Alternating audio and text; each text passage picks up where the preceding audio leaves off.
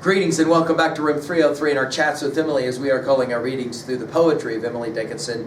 We are using the Johnson edition. We are now in poem 287, A Clock Stopped. Now, this is a remarkable poem. We have actually a artifact of Emily's life that can be seen today. Hopefully you guys will Google image this. We actually have one of the watches that Emily looked at and referenced, although it is missing its hour hand. But it's fascinating to look at that and then get a sense of being able to, if you will, kind of touch history and then touch this poem as well. It's a remarkable poem. It is, we're back to the metaphor about death and time and now a clock. And what's fascinating, many scholars have called this a chilling poem or a kind of a strange poem, a macabre poem. And yet what's ironic is that the word death does not appear in this poem about death. The idea being, of course, that clocks tick, tick, tick, tick, tick, and then all of a sudden they stop, in the same way that a human life will be lived for a while and then it will cease. We've already commented on poem 624, and that line, forever, is composed of nows. It's one of those great lines that Emily will have created about the significance of the present moment of life. Now, our assumptions to study together on this text, our assumptions are that you've been following our stuff at learnstrong.net, down that left-hand side, Chats with Emily, our playlist. I'm hopeful that you've already worked through our set of introductory comments. I'm hopeful that you've already worked through as well our preceding poems, the preceding 286 poems. We just finished with 286, that after horror, that 'twas us. Now, the great scholar Porter has pointed out that this may be Emily's most artful metaphorical excursion in her earlier period as it relates to death and the three realities of death in this poem, from the mechanical to the human and then finally to the metaphysical. Now, standing behind this poem, I think, is the idea that the scholar Pali, who made the argument that in the Enlightenment, everyone played the game of imagining walking down the beach and finding a fully formed pocket watch. And for there to be this watch, there has to be a watchmaker. And this was the argument that from the Enlightenment on, that the world was so structured that clearly it pointed to some kind of great watchmaker, that is to say, God. But this poem will resurrect the question of free will, and even if it exists at all, given the fact that the watch ticks until it doesn't, that is to say, death. A clock stopped. Not the mantles, Geneva's farthest skill can't put the puppet bowing that just now dangled still. An awe came on the trinket. The figures hunched with pain, then quivered out of decimals into degreeless noon. It will not stir for doctors, this pendulum of snow. This shopman importunes it while cool, concernless, no. Nods from the gilded pointers, nods from the seconds slim, decades of arrogance between the dial, life, and him. Now, I do find this a remarkable poem. I mean, it's altogether possible that this poem is structured around the fact that one of the clocks in the Dickinson house maybe stopped. Obviously, the word picture here is a small grandfather clock with a pendulum type that sits on a mantle, and it stops. Now, in 17 poems, Emily will play the game of clock or o'clock, and the referencing to time. A clock stopped. It's an interesting first line. And then she'll start to describe, no, I don't mean an actual clock. I mean a human life. In other words, each of us is like a clock that, I know guys today, you guys all check almost nobody wears even watches anymore because you guys all check your phones. I know this, but in the old days, you carried a timepiece with you. And that timepiece wasn't driven by a battery. It had to be wound up in some way for it to be functional, or there had to be some kind of pendulum, and then you wound it and it would move back and forth. And of course, when the pendulum stopped, you had no more time. It was done. It was over. So she'll say not the mantles, the one that sits on a fireplace mantle. This would be a small grandfather clock most likely.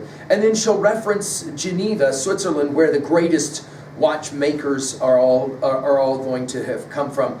Geneva's farthest skill can't put the puppet bowing, the doll on a clock maybe, that just now dangled still. I do want to point out all the D sounds, the D words of this poem, and yet this is brilliant stuff for Emily.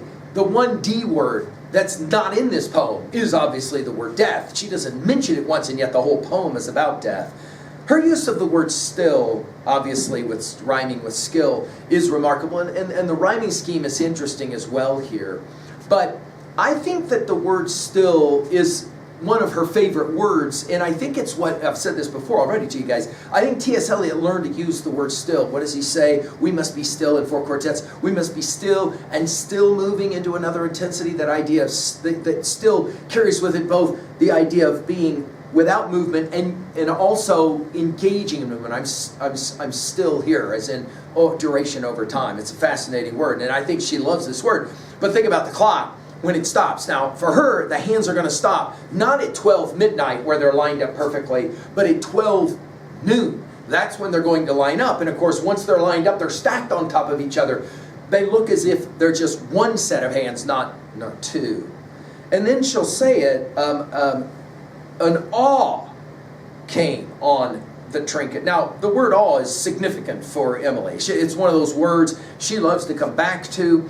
There's a certain kind of presence that one feels in this moment when the clock stops. An awe came on the trinket, right? That is to say, the clock. And in some ways, it's almost like making fun of the clock. The figures hunched, the numbers on the clock face, hunched with pain. And obviously now we're bringing the two together, the clock and the human life. Then she'll use this word quivered, which we've seen already, out of decimals, right? She goes from time into the timelessness of death, into degreeless noon. Notice that noon and cool both have the double L in the center of that word. Degreeless, of course, playing with the idea again that when the hands are stacked on a clock face at 12 noon, right, then you only see one set of hands. Degreeless here meaning there's no sense of time anymore, directionality, if you will.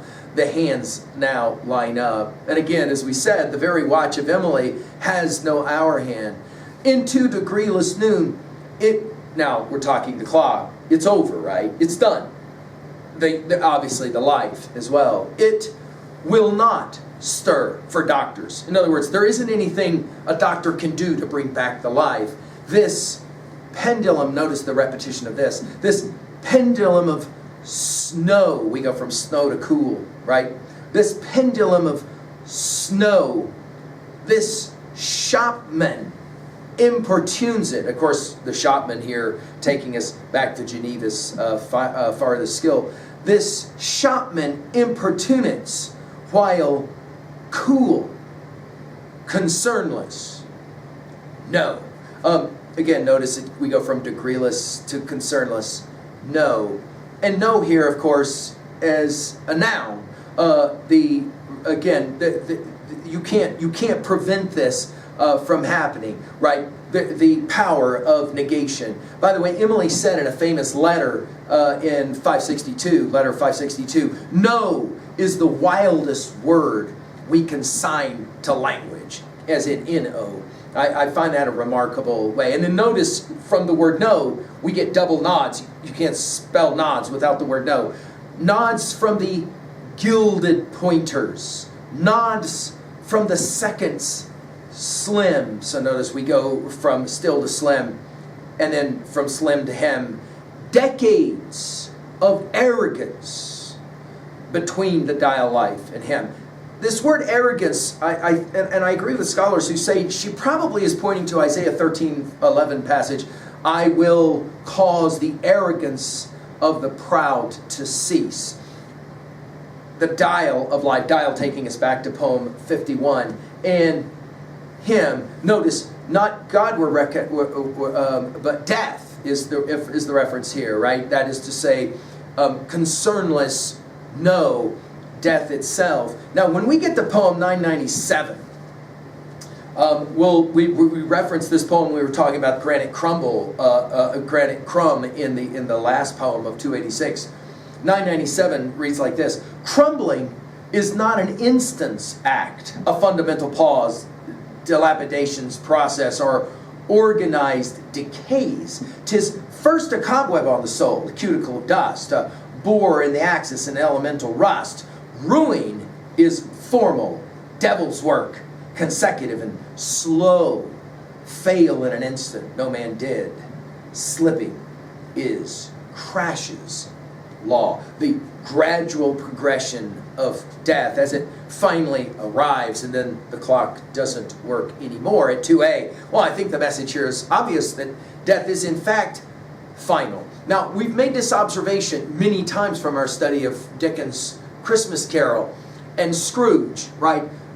We've not met any 200-year-old people, which tells us what? Well, it tells us what they were teaching us when we were very young children at the park swinging, and they said it's time to go to the van, and we didn't want to go to the van. We wanted to keep swinging. And they said, what? No, honey, you can't swing at the park forever. You have to go to the van. What were they teaching us at a young age?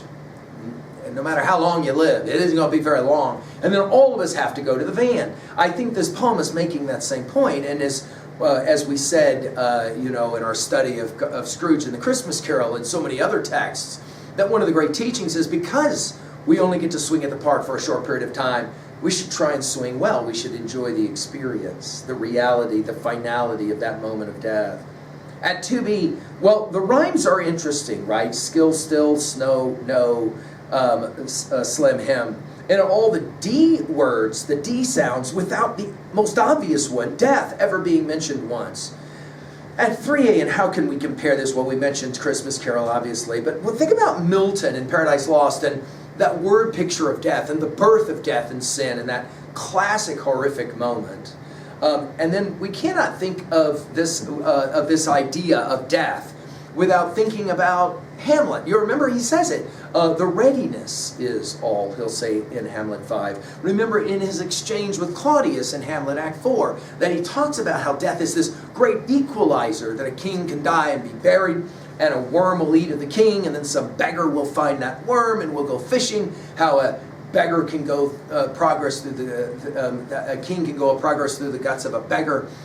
We've given full lectures on it at learnstrong.net, but I think that certainly is playing around here. And then obviously the preceding poem as well of 286. I think these two poems can and should be read together. Finally, at 3B, how do you feel about the fact that the clock must stop, that the van is always waiting? And I'm hopeful that you'll use these poems to motivate yourself to swing well. Thank you.